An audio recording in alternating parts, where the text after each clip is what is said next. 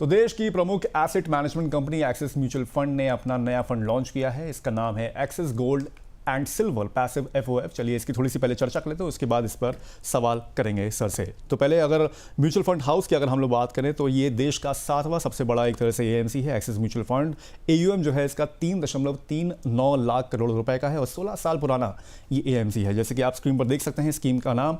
और अगर स्कीम की अगर बेसिक जानकारी हम आपको यहाँ पर दें तो इसमें गोल्ड और सिल्वर में डायरेक्ट निवेश करके ना करते हुए एक तरह से उन फंड्स में निवेश किया जाता है जो ऑलरेडी गोल्ड और सिल्वर में यहाँ पर निवेश कर रहे हैं, क्योंकि ये फंड ऑफ फंड है एक तरह से अगर देखा जाए तो। और यूजुअली इसमें ईटीएफ में यहाँ पर निवेश किया जाता है।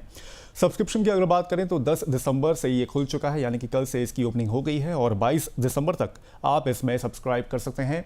अलॉटमेंट इसका 29 दिसंबर को मिल जाएगा। मिनिमम निवेश इसमें 100 रुपये आप कर सकते हैं, यानी कि एसआईपी भी 100 रुपये की जा सकती है और लमसम भी जो निवेश है वो 100 रुपये का आप इसमें कर सकते हैं।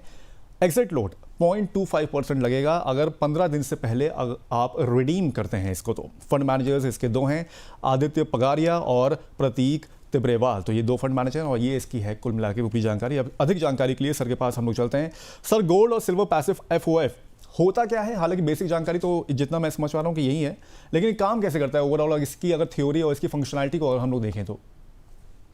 देखिए, सबसे पहले तो फंड ऑफ फंड है और कोई भी जब हम फंड ऑफ फंड की बात करते हैं तो इसका मतलब वो स्पेसिफिक फंड डायरेक्टली इन्वेस्ट नहीं करेगा बट दूसरे फंड में निवेश करेगा। और जब हम gold and silver fund of fund की बात कर रहे हैं तो आजकल जो है ईटीएफ में आपका ज्यादा निवेश होता है कि उसी रिस्पेक्टिव के ईटीएफ में फंड जो है निवेश करता है। अब gold and silver fund of fund है तो इसमें स्वाभाविक है कि गोल्ड और सिल्वर में निवेश होगा, उनके ईटीएफ में निवेश होगा। लेकिन और जो एक्सपोजर है वो एक्सपोजर जहां तक मैं समझता हूँ 33 से 65% दोनों के अंदर मेंटेन होगा। अब वो फ्लेक्सिबिलिटी फंड मैनेजर के पास होगी कि वो इस एक्सपोजर को कम ज्यादा कर सकता है बेस्ड ऑन क्या व्यू वो लेके चल रहा है दोनों कमोडिटीज के ऊपर। तो एक ऐसा फंड है जो अंडरलाइन ईटीएफ में निवेश कर रहा है, दोनों गोल्ड और सिल्वर के अंदर निवेश कर रहा है, उसमें एक एक्सपोजर बना के चल रहा है, दोनों के अंदर मिक्स एक्सपोजर जिसको फंड मैनेजर जो है कभी भी चेंज कर सकता है बेस्ड ऑन उसका क्या व्यू है दोनों कमोडिटीज को लेकर। तो किसी भी इन्वेस्टर्स के लिए जब इस तरह का फंड आता है तो जो अपॉर्चुनिटी होती है वो ये कि दोनों कमोडिटीज का जिस तरीके से परफॉर्मेंस चल रहा है तो ये कोशिश की जाएगी कि दोनों कमोडिटीज के रिटर्न को कैप्चर किया जाए इस फंड के अंदर। सर, गोल्ड और सिल्वर के तो हम लोग नुकसान और फायदे थोड़े बहुत जानते हैं, लेकिन एफओएफ की अगर हम लोग यहाँ पर बात करें तो इसमें निवेश करने के क्या फायदे और क्या पॉसिबिलिटीज हैं कि उसमें कोई जोखिम हो सकते हैं?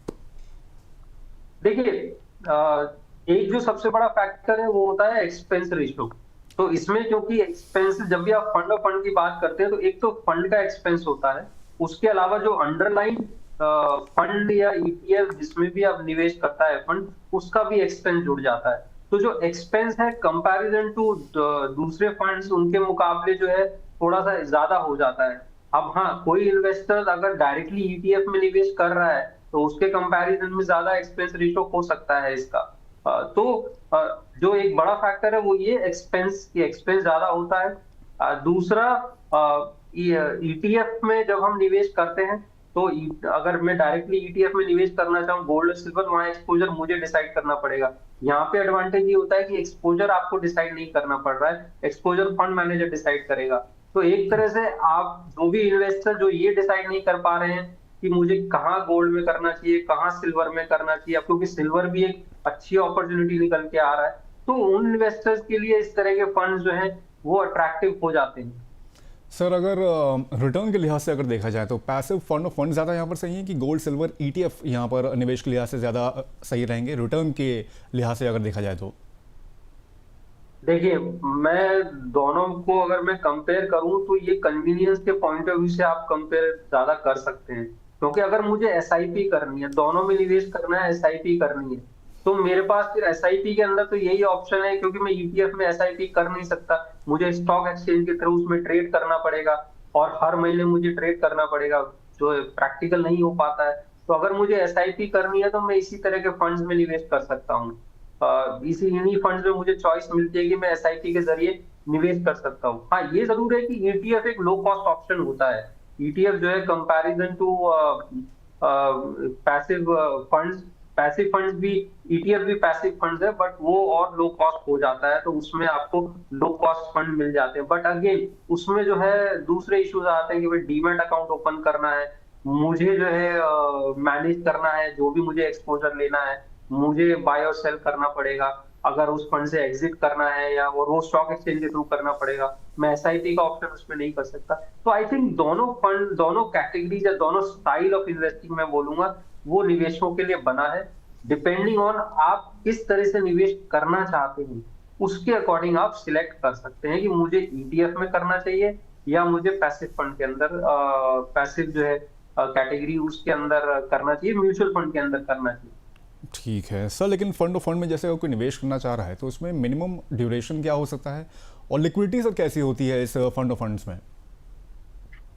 देखिए लिक्विडिटी में वैसे इशू नहीं आता है, म्यूचुअल फंड है, आप निवेश कर रहे हैं, जैसे और म्यूचुअल फंड में आप निवेश करते हैं आप कभी भी रिडीम कर सकते हैं, वो ऑप्शन आपको इसमें मिलता है। तो आई थिंक वो ओपन एंडेड फंड है, उसके अंदर आप कभी भी रिडीम कर सकते हैं, वो लिक्विडिटी आपको जो है हमेशा अवेलेबल रहती है। तो मुझे नहीं लगता कि उसमें कोई इशू है।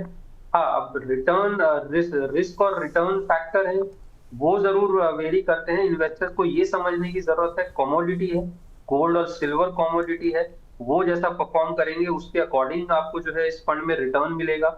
या जो gold and silver passive funds होते हैं उनमें आपको रिटर्न जो है गोल्ड और सिल्वर की परफॉर्मेंस में मिलेगा। और आप इस इन फंड्स का जो परफॉर्मेंस है वो इस पे डिपेंड करेगा कि क्या एक्सपोजर लेके चल रहा है फंड मैनेजर, गोल्ड में कितना है, सिल्वर में कितना है, और दोनों कमोडिटी किस तरीके से परफॉर्म कर रही है, तो उस तरह से जो है आपको रिटर्न मिलेगा।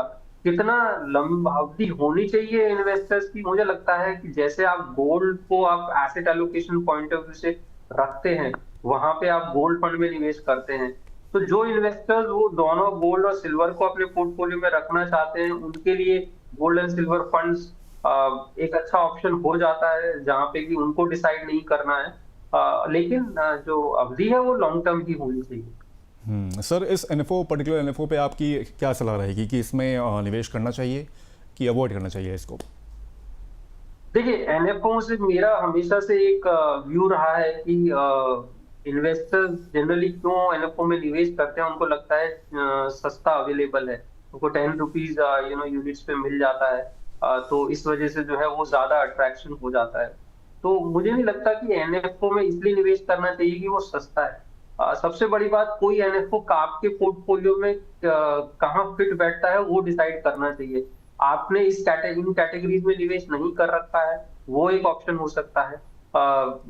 और दूसरा, अगर एग्जिस्टिंग फंड्स ऑलरेडी अवेलेबल हैं इस तरह के, तो पहले उनको देखना चाहिए कि वो किस तरह से परफॉर्म कर रहे हैं, उनके फीचर्स क्या हैं। अगर आपको कोई ऐसा डिफरेंट मिल रहा है तब तो आप सोच सकते हैं निवेश करने का, लेकिन अगर डिफरेंट नहीं मिल रहा है, ऑलरेडी वो फंड्स अवेलेबल है, तो यहाँ पे क्या डिफरेंशिएशन आएगा वो डिसाइड करना मुश्किल होता है। तो मुझे लगता है अगर एग्जिस्टिंग फंड्स अवेलेबल है और जिनका टाइम हो गया है, परफॉर्मेंस आपने उनकी देखी है, तो वो ज्यादा अच्छे ऑप्शन हो जाते हैं।